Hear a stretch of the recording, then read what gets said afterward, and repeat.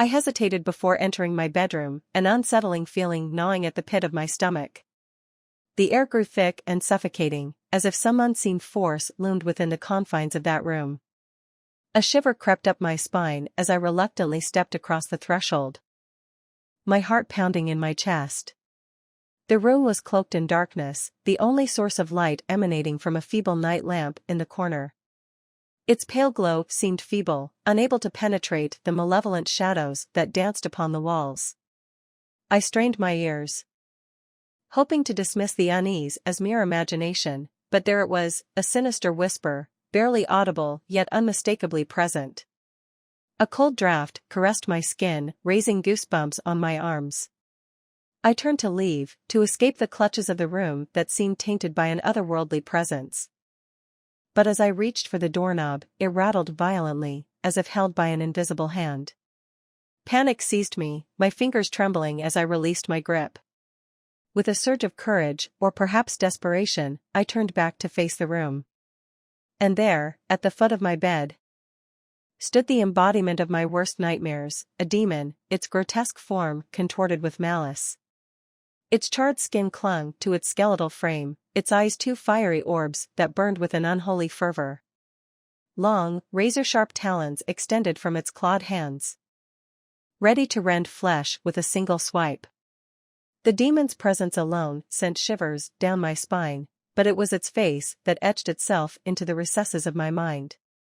Its visage was a twisted mockery of humanity, a haunting fusion of animalistic features and twisted flesh. A maw filled with jagged teeth grinned menacingly, exuding a putrid stench that permeated the room. Its eyes, deep-set and malevolent, pierced through my very soul, as if it relished in my fear and despair. Paralyzed with terror, I watched as the demon lurched forward, its movements inhuman and unsettling. It emitted a guttural growl, a sound that resonated through my bones, and took a step closer.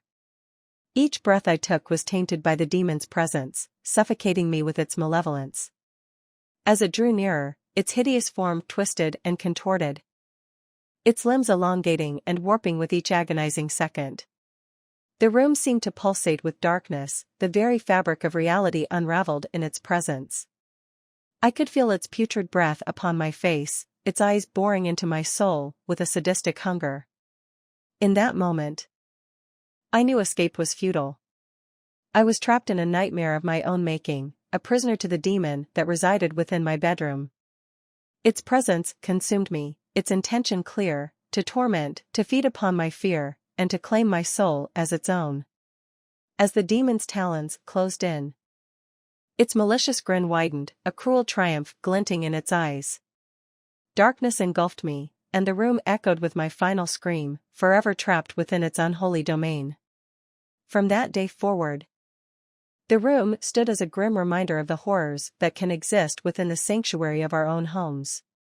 It serves as a cautionary tale, a chilling testament to the existence of malevolent forces that lurk just beyond our perception, waiting for the opportune moment to claim their unsuspecting victims.